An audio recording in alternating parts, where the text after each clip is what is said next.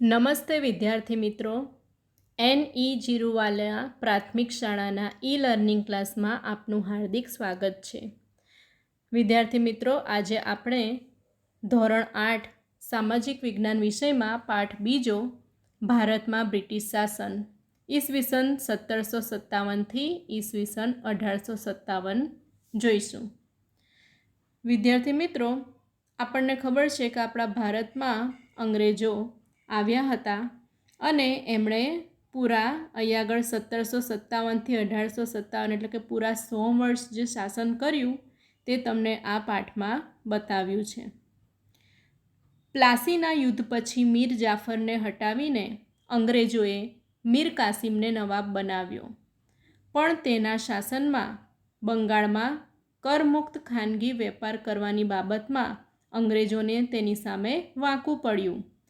વિદ્યાર્થી મિત્રો, આપણે જે આગલો પાઠ જોયો, પહેલો પાઠ, એમાં પ્લાસીના યુદ્ધ વિશે શીખી ગયા છે, બરાબર ને? પ્લાસીનું યુદ્ધ થયું એના પછી અંગ્રેજોએ શું કર્યું હતું? મીર જાફર દખલગીરી કરતો હતો એટલે મીર જાફરને હટાવી દીધો અને અંગ્રેજોએ મીર કાસિમને નવાબ બનાવ્યો.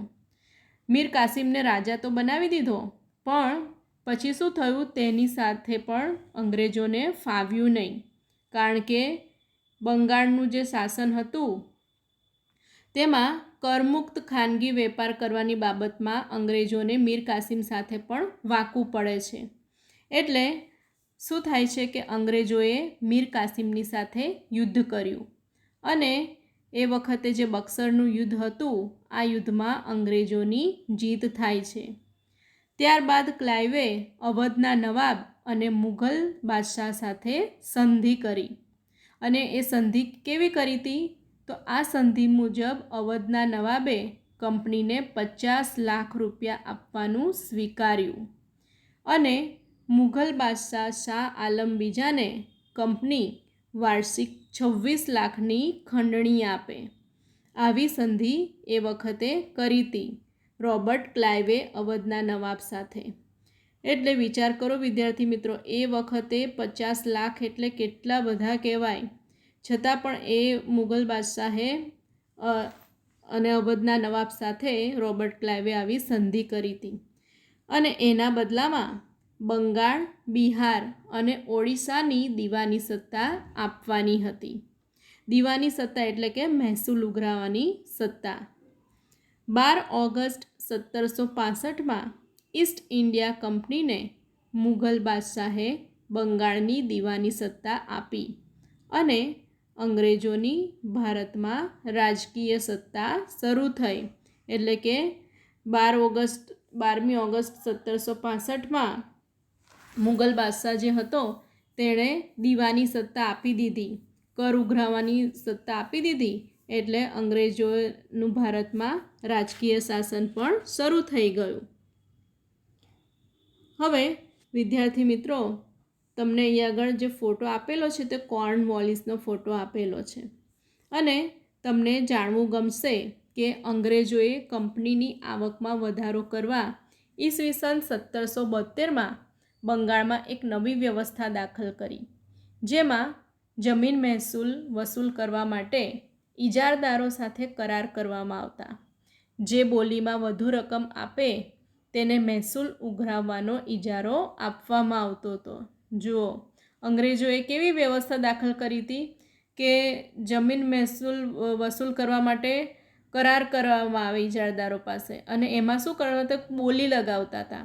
બોલી લગાવવાની એટલે કે જે પણ વ્યક્તિ વધારે બોલી લગાવે ને, એટલે કે પૈસા બોલે, તમે લોકો કદાચ પેલું મકાન વેચાય તે વખતે કેવી રીતે બોલી લગાવે છે એ કદાચ તમે જોયું હશે. તો એમ અહીંયા આગળ પણ આવું જ કર્યું. જે બોલીમાં વધુ રકમ આપે ને તેને મહેસૂલ ઉઘરાવવાનો ઇજારો આપવામાં આવતો હતો. આ વ્યવસ્થામાં ઇજારદારો માટે દસ્તાવેજમાં ફાર્મર શબ્દનો ઉપયોગ કરવામાં આવતો હતો. આથી આ વ્યવસ્થા ફાર્મિંગ વ્યવસ્થા નામે ઓળખાતી.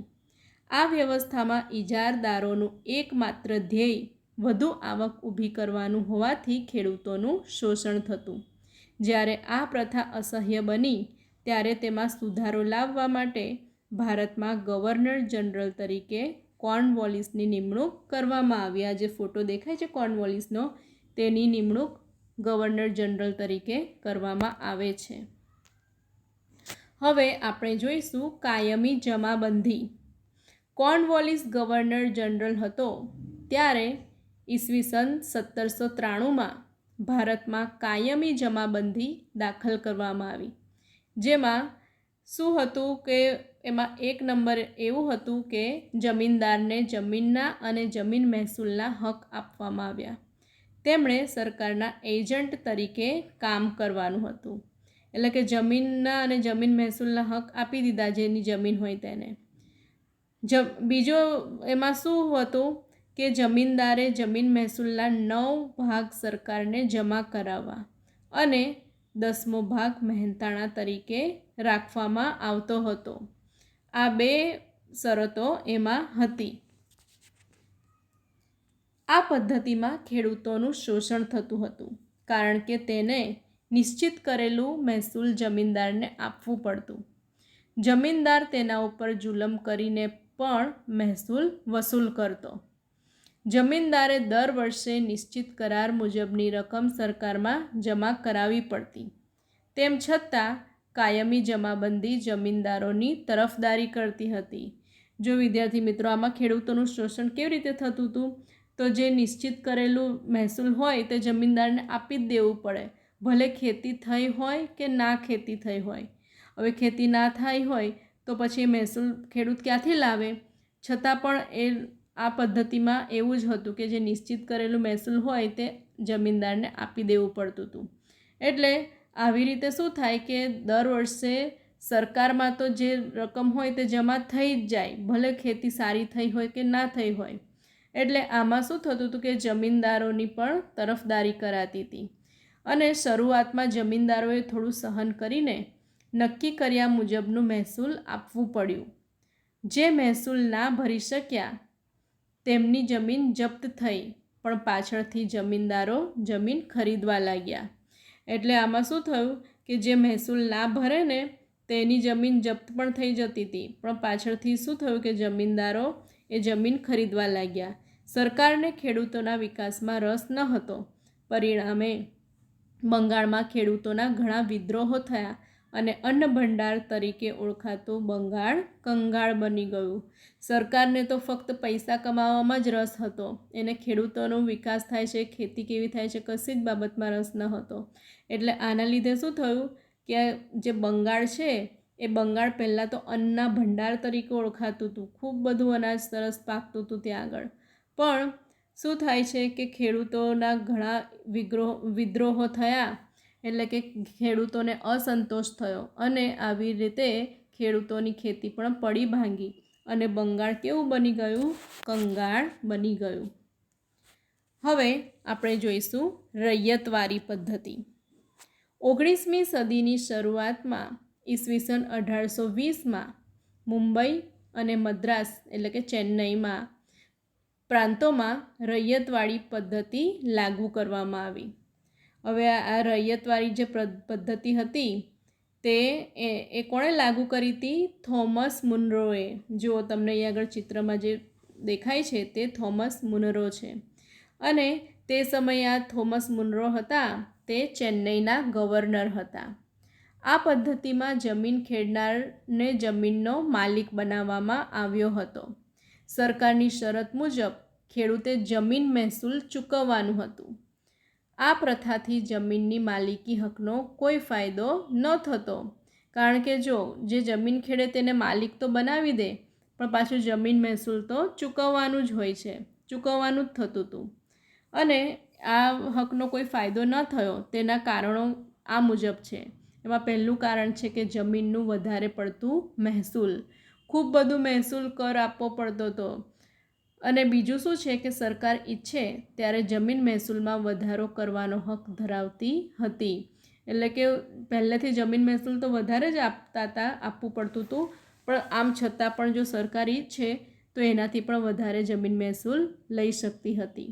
અને ત્રીજું કારણ શું હતું કે કોઈ પણ સ્થિતિમાં અનાજ ન પાકે કે નાશ પામે તો પણ રૈયતે જમીન મહેસૂલ તો આપવું જ પડતું હતું.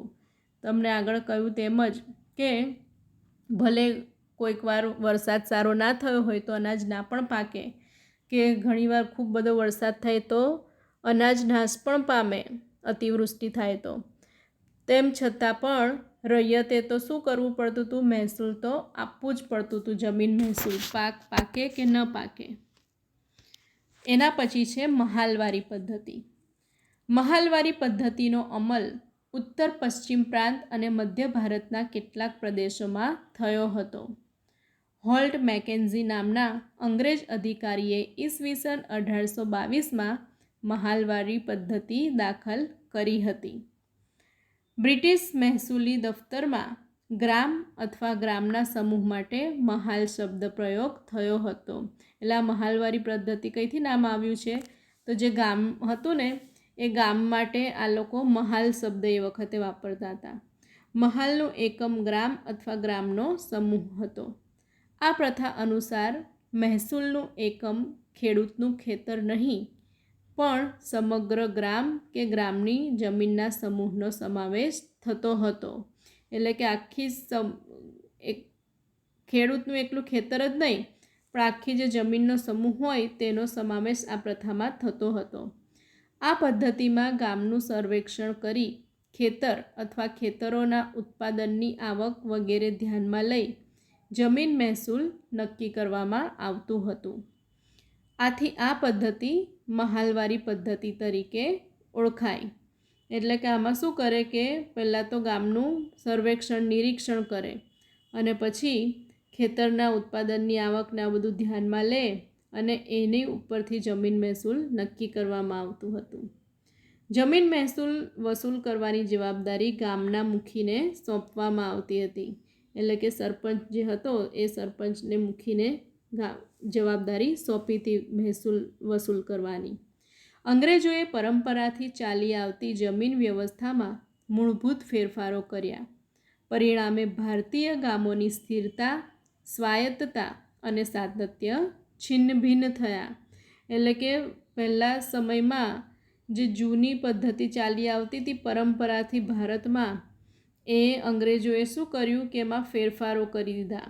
એટલે કે ગામડાની જે પહેલા સમયની જે સ્થિરતા હતી અને સ્વાતંત્ર્યતા અને બધું જ શું થયું? અસ્તવ્યસ્ત થઈ ગયું. અંગ્રેજોએ નવી પરંપરા દાખલ કરી તેથી.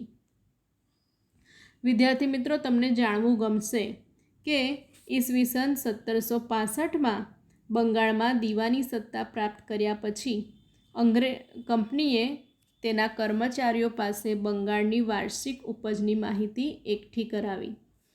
કારણ કે બ્રિટન માટે બંગાળનું મૂલ્ય યુરોપમાં નિકાસ માટે ખેત પેદાશો આપનારું ક્ષેત્ર હતું. આથી તેણે ખેત પેદાશો ઉપર પકડ જમાવી. એટલે કે જે ખેતી થતી હતી એની ઉપર પણ હવે આ લોકોએ પકડ જમાવવા માંડી. અહીં આગળ એક ચર્ચા કરો પણ આપેલું છે કે આપણે કઈ કઈ ખેત પેદાશો વિદેશમાં નિકાસ કરીએ છીએ અને કઈ કઈ આયાત કરીએ છીએ અને શા માટે. તો વિદ્યાર્થી મિત્રો, આ પ્રશ્નનો જવાબ તમારે જાતે શોધવાનો છે. તમે તમારા ઘરમાં જે મોટા હોય, તમારા દાદા દાદી હોય કે મમ્મી પપ્પા હોય કે મોટા ભાઈ બહેન હોય તેની સાથે તમારે ચર્ચા કરવાની છે. હવે આપણે જોઈશું ખેતીની સ્થિતિ. બંગાળમાં દીવાની સત્તા મેળવ્યા પછી ઈસ્ટ ઇન્ડિયા કંપનીનો મુખ્ય ઉદ્દેશ યુરોપમાં માંગ હોય તેવી વસ્તુ ભારતમાંથી પ્રાપ્ત કરવાનો હતો. જો વિદ્યાર્થી મિત્રો, આ લોકોએ શું કર્યું કે જે બહારના દેશોની જે માંગ હોય ને તે ભારતમાંથી આ લોકો પ્રાપ્ત કરતા હતા અને એમણે બંગાળમાં દીવાની સત્તા તો મેળવી લીધી હતી. આથી તેણે બંગાળ, બિહાર અને ઓડિશા જેવા તે સમયના સમૃદ્ધ પ્રદેશો પર પોતાની સત્તા સ્થાપી. કંપની ભારતના ખેત પેદાશોના ખરીદ વેચાણના બજારો ઉપર પોતાનો ઇજારો સ્થાપવા માંગતી હતી. ઇંગ્લેન્ડમાં નિકાસ કરવાની જે જરૂરી વસ્તુઓ હતી તેમાં ખેત પેદાશો મુખ્ય હતી. આથી કંપનીએ ભારતમાં ખેતીનું પોતાની મરજી મુજબ વેપારીકરણ કરવા પ્રયાસ કર્યો. એટલે વિદ્યાર્થી મિત્રો, આપણે આગલા પાઠમાં શીખી ગયા ને કે આપણા ભારતમાંથી ઘણી બધી વસ્તુઓ હતી તે વિદેશમાં નિકાસ થતી હતી અને આ બધી જે વસ્તુઓ હતી તે ગળી, કપાસ, આવું બધી જે વસ્તુઓ હતી, કાચું રેશમ, અફીણ અને મરીનો સમાવેશ થતો હતો. આ બધું ઇંગ્લેન્ડમાં નિકાસ કરવાની જે વસ્તુઓ હતી તે ઇંગ્લેન્ડમાં એ ખેત પેદાશોમાં મુખ્ય વસ્તુઓ હતી. અને આ ખેત પેદાશોનું કંપની શાસન હેઠળ વેપારીકરણ થતાં તેની કેવી સ્થિતિ થઈ તેના વિશે હવે જોઈશું. જો વિદ્યાર્થી મિત્રો, અહીંયા તમને બાજુનું જે ચિત્ર આપેલું છે તેમાં બંગાળનું ગ્રામ્ય બજારનું એક દ્રશ્ય આપેલું છે કે એ સમયે બજારમાં આવી રીતે લેવેચનું કામ થતું હતું. બંગાળનું ગામડાનું એક દ્રશ્ય આપેલું છે બજારનું. હવે જે વસ્તુઓ હતી, જે વસ્તુઓની નિકાસ થતી હતી અને એનું વેપારીકરણ થયું તે ખેત પેદાશો વિશે આપણે જોઈએ. તો એમાં સૌથી પહેલું છે કાચું રેશમ.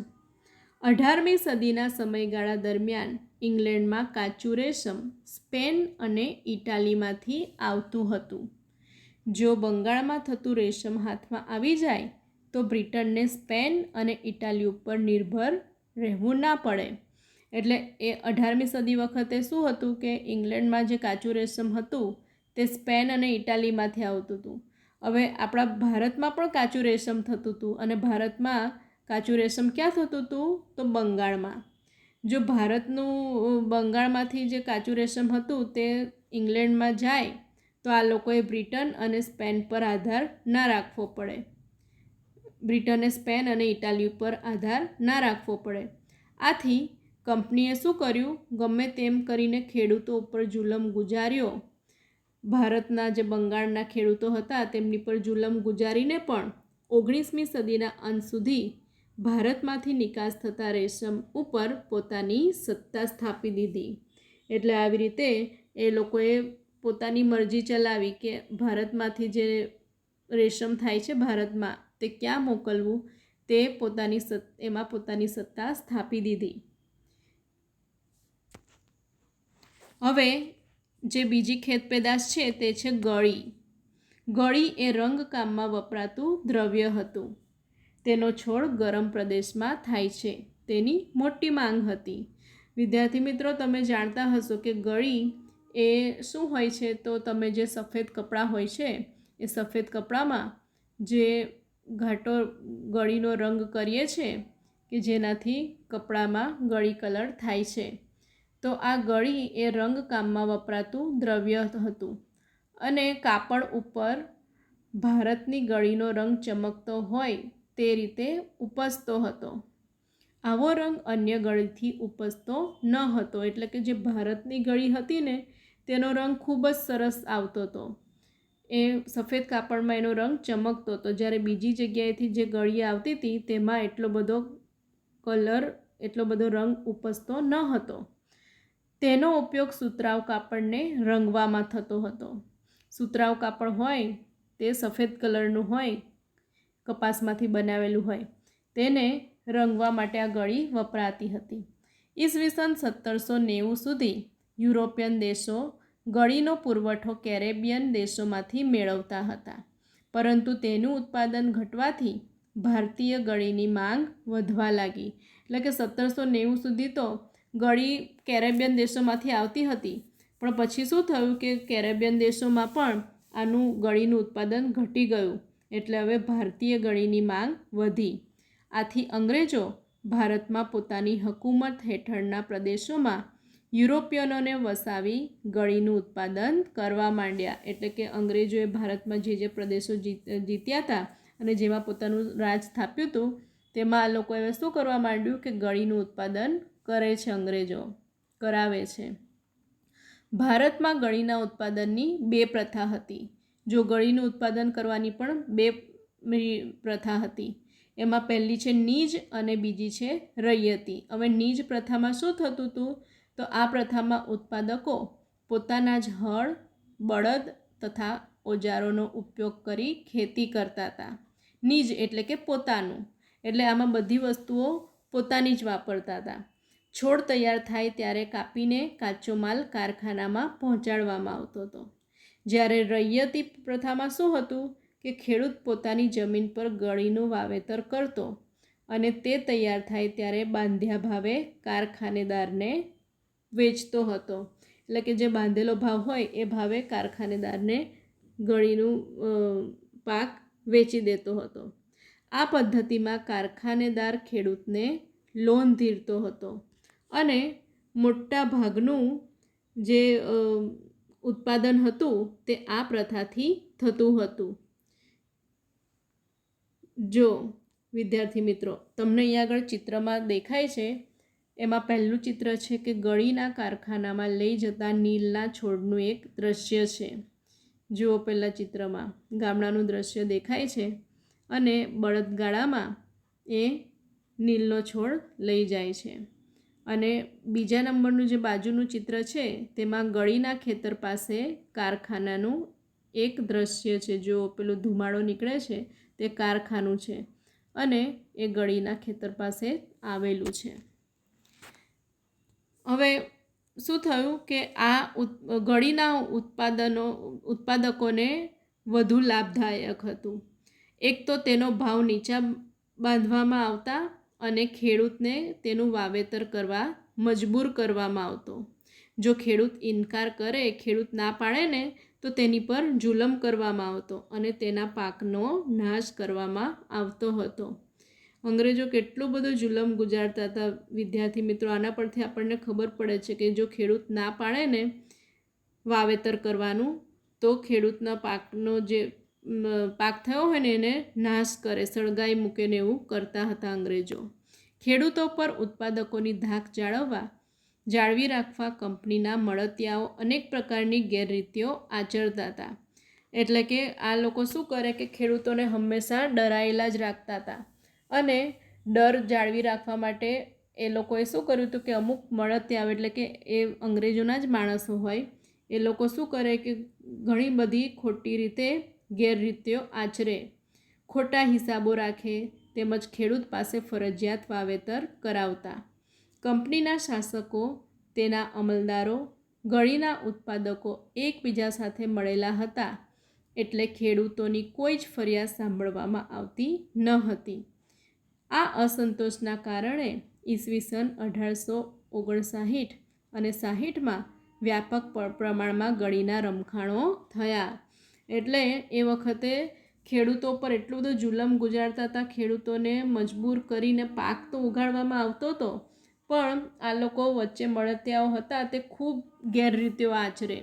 પાક થયા પછી પણ ખેડૂતોને કોઈ જ ફાયદો નહોતો થતો અને ખેડૂતો કોઈ ફરિયાદ કરે તો એ સાંભળવામાં પણ આવતી ન હતી. અને ખેડૂતોના આ અસંતોષના લીધે એ વખતે ઈસવીસન 1859 અને 60માં ગળીના રમખાણો થયા હતા. હવે આપણે જોઈશું કપાસ. જેમ ગળી એ પૂર્વ ભારતનો મહત્ત્વનો વેપારી રોકડિયા પાક છે, તેમ કપાસ એ પશ્ચિમ ભારતનો મહત્ત્વનો વેપારી પાક છે. એટલે કે ગળી એ પૂર્વ ભારતમાં થતી હતી, જ્યારે કપાસ એ પશ્ચિમ ભારતમાં. ઈસવીસન 1780ના દાયકામાં ઈસ્ટ ઇન્ડિયા કંપની તથા તેમના કૃપાપાત્ર કેટલાક વેપારીઓનો ચીન સહિત ભારતના રૂ ઉત્પાદન કરતા પ્રદેશો ઉપર અંકુશ હતો. કંપની ખેડૂતોને તે વખતે બજાર ભાવ કરતાં ઓછા ભાવે કપાસ વેચવા ફરજ પાડતી હતી. ખેડૂતોને કપાસના યોગ્ય ભાવ ન મળવાથી તેઓ પાયમાલ થવા લાગ્યા.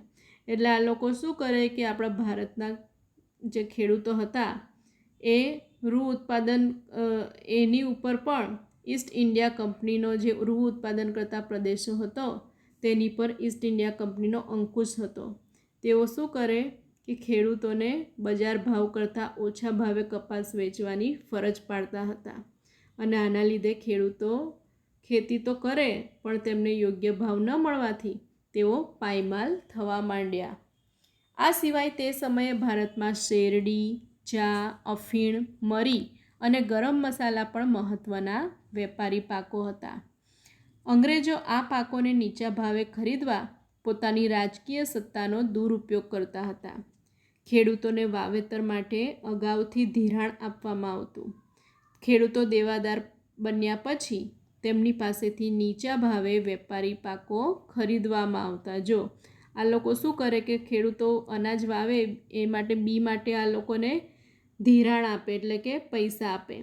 અને પછી શું કરે કે આ લોકો રાજકીય સત્તાનો દુરુપયોગ કરે, એટલે ખેડૂતો પાસે આ લોકો શું કરે કે નીચા ભાવે જે પાક થાય ને તેને ખૂબ ઓછા ભાવથી ખરીદે, એટલે આવી રીતે ખેડૂતો દેવાદાર બન્યા. આથી વેપારીઓને ભારે નફો મળતો અને ખેડૂતો વધુને વધુ ગરીબ બનતા હતા. આમ ભારતમાં વેપારી પાકોના ખરીદ વેચાણમાં કંપનીનો પ્રભાવ હતો. ભારતના કાચા માલને કારણે ઇંગ્લેન્ડના ઉદ્યોગો સમૃદ્ધ બનતા. આથી કંપની ભારતમાં વેપારી પાકો ઉપર પોતાની સત્તા સ્થાપવા માંગતી હતી, જેના કારણે ખેડૂતો મોટી સંખ્યામાં જમીન વિહોણા ખેત મજૂરો બની ગયા. એટલે કે આ અંગ્રેજો શું કરતા હતા કે ભારતમાંથી કાચો માલ લઈ જાય ખૂબ જ સસ્તા ભાવે, અને આ કાચા માલનો ઉપયોગ તેઓ ત્યાં આગળ બધી વસ્તુઓ બનાવવામાં કરે, અને પછી જે વસ્તુ તૈયાર થઈને ભારતમાં આવે તેની પર ખૂબ બધું આ લોકો જકાત લેતા હતા. એટલે ખેડૂતોને તો શું થયું કે ખેડૂતોને તો બધી રીતે ખોટ જ હતી, અને આના કારણે જ ખેડૂતો મોટી સંખ્યામાં જમીન વિહોણા થઈ ગયા. ખેડૂતો પાસે જમીન જ ના બચી અને એક મજૂર બનીને રહી ગયા.